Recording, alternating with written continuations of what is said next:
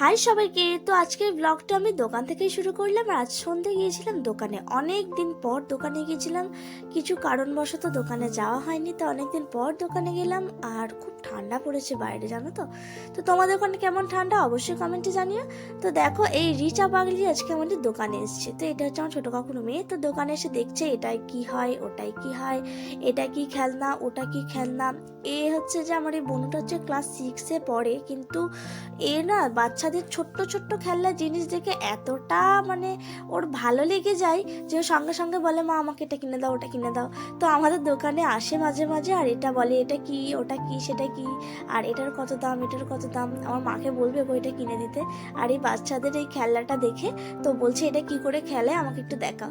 তো বাড়ি ফিরেই দেখি দিদিদের বাড়ি থেকে খাবার পাঠিয়েছে, গরম গরম নান আর চিলি চিকেন। তো জমিয়ে খেলাম, খাওয়া দাওয়া করার পর লম্বা একটা ঘুম দিলাম। তো আজকের ব্লগটা এইটুখানি, টাটা।